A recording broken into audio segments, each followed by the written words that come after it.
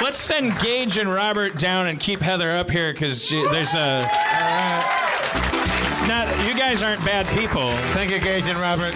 And God knows Gage has mountains ahead to climb, but you know, I don't want to play favorites, but I mean, there's a vibe here. I appreciate it. You're my brother from another mother. I thought that you really all day on Thursday I was like, if you just can make it to Sunday, it's gonna be fine. It's gonna be fine. Really, I'm a part of you keeping you going. Oh, you have no idea. Oh, yeah. Well, I mean this. It scares me though. Not just you. I don't want to put any pressure on your shoulders because I know how fucking much that sucks. Right. That's the beautiful thing is you know how you would receive that if I said that to you. So that makes me know that you're. Yeah. Then it makes it fine. Yeah. Yeah. That's nice. What are you into?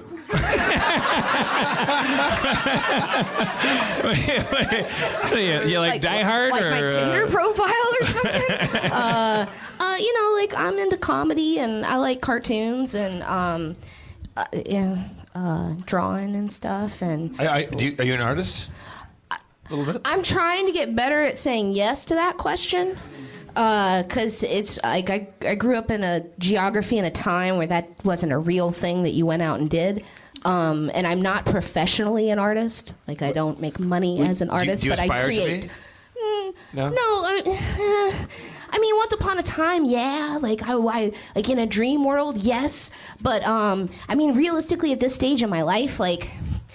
I'm paying my bills and I'm making it as like. But can you draw? Like, do you think you're kind of good at drawing? I'm kind of good at drawing. Yeah. What do you like to draw? Like when you you doodle when you're like on the phone and stuff, or do you doodle like compulsively like some people do? I'm not compulsive like some people, and I know what you're talking about. Like that kind of I'm jealous of those people who like need to be drawing. Yeah. That's one of the reasons why I felt like maybe I wasn't just going to do that. Put it down there. But that's one of the reasons why I thought maybe I'm not an artist. Because I had somebody say that to me once, like, well, if you can just get through the day and you don't have to draw, then you're not an artist. Fuck that shit. No, that's a horrible thing to say. So okay, maybe I'm not an artist. But like you have a Mickey Mouse in your shirt. Like a lot of our friends are drawy types, and I don't think that they would ever walk down the street and say, "Hi, I'm an artist." Some might and some might not. But I think a lot of our friends, like whether they be animators or actors or musicians or whatever would be very bashful about saying that they're artists. I talked to a photographer over the weekend who I met. It was a very interesting conversation because I'm not a visual person at all. I'm always interested to talk to like artists and photographers and stuff. And he was talking late into the night as the booze hit and the things got headier and deeper and sadder. He started talking about how, there's all these things he wants to do with his photography, but every once in a while he's like, oh my God, I'm the worst fucking hack in the world. I suck. I'm the worst. I'm like a joke. It's incredible that I ever took myself seriously. I'm a fucking nuisance on society. And then the next day he'll be like, oh wow, I'm actually really good. I'm great. And I was like, that's like a piston going up and down. Like you don't want to be somebody who's just like even keeled about what they do if you're a creative. Like you want to be frankly bipolar. Like you like whatever, no offense to bipolar people, but I mean like you want to be literally have two poles because that's what an engine has. It's exploding one minute and then it's not exploding the next minute. It's like and that's why the car goes vroom vroom, No, for sure. I ended up talking to it's one of my friends. She's my ex. Who I realized this week maybe that's the function of an ex is like because I've heard you tell stories about how you're friends with some of your exes or that you at least almost try to be. all of them. Yeah, like I'm starting to realize like what a wonderful thing that is in your life because these are people that know you so well and can say anything to you now because you don't have anything left to lose. Yeah. And so, I don't know, I was just kind of telling her about my shitty emotional reaction to Thanksgiving, and her point was, when have they said that they're proud of you ever? Like, why do you keep expecting to hear that? Because that's never something that's happened it's just not good. Like, they love you, but it's just they're never going to say it in the words that you want to hear. And then B, would you be the ambitious, creative person you are if they had manifest this love in the way that you want it to be manifest? Right. And I was Conditional like, love, pretty good for creative people, I think. Yeah. I mean, I don't want to, I'm sure I also meet a lot of people that seem really talented, and they're like, oh, I love my parents. Functional and stuff. I know, and I'm jealous of those I'm always people, kind of like, makes me feel better. Hey, Heather, we're giving camera-wise. Could you just move down closer to Dan? Sure. So we can get you guys in a sexy two-shot. All right. Well, okay. There's two things we can do. We'll do them in this order. So, do you want to try an exercise that my therapist did with me once? Sure. Okay. It might make you cry, though. All right. Okay. But I'm probably not that good. She spent years of training. But I'm good at crying, so. All right. So, okay. So imagine yourself. Maybe it might help if you close your eyes. Should we all be doing this, or just Heather? Well, no, you can participate, I guess. Okay. But if you all talk at the same time, that'll be weird. Like when Tom Cruise has to hold his breath for 3 minutes, you all kind of hold your breath. Yeah, it's like, but then halfway through it, you're like, okay, and then you just watch the rest of the movie. I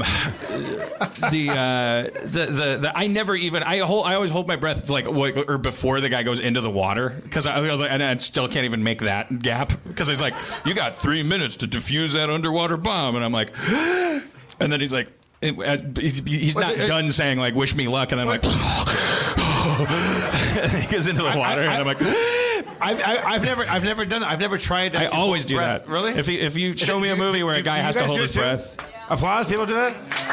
Wow.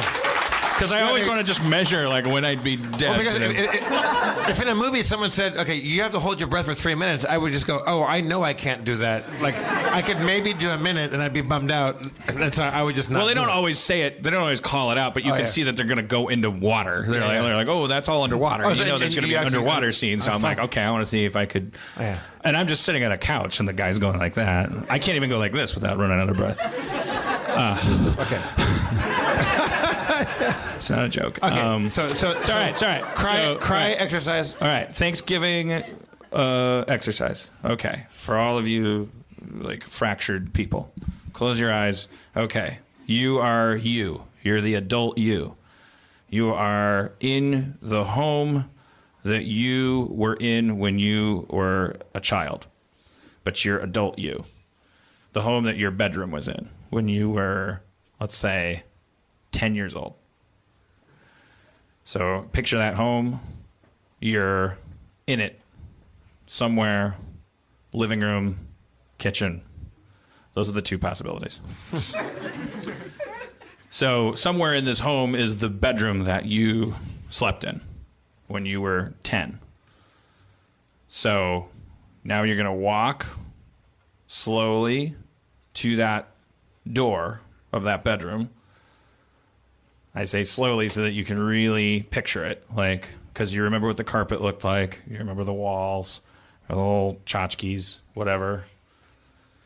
Now you get to the door, and you're going to open it, and your 10-year-old self is sitting in their bedroom on the bed.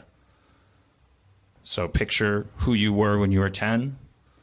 You are who you are now. Now, you at home do this in your own head, but Heather, will you describe that child physically? In a lot of ways, I guess it's what I'm trying to emulate now. Small, always been small for my age. Long brown hair, bangs, no glasses yet. Not because I didn't need them, just because I didn't have any health insurance and we didn't realize it. Shared the room with my sister in a queen bed. So 10-year-old Heather's sitting there. What might she typically be doing? Drawing. So she's drawing. Now you're going to sit down on the bed a comfortable distance from her. Your adult self, look at your 10-year-old self.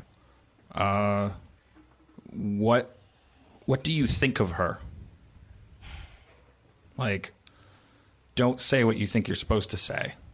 Like, judge her or praise her.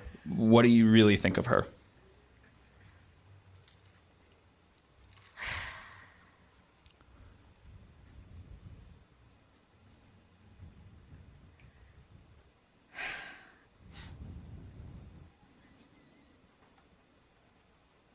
Oh man, I wish I could tell her that you don't have to be so afraid, that you're going to spend the next 25 years being afraid. And you don't have to, but Is she afraid now? no. At 10? At 10, yes. Yes. So she's absolutely scared shitless. So she's a fearful person. Uh-huh. Maybe for good reasons. So, all right. So now speak to her. Now say, like, you judged her, praised her, whatever. You thought those things. But now tell her what you think an adult should tell her. Oh, be so confident. Believe yourself. This sounds like so much bullshit, like what so many people say to yourself, but absolutely the truth. Like, trust your gut. Stop thinking that that somebody else's approval matters. Yeah. Great. Perfect. Thanksgiving.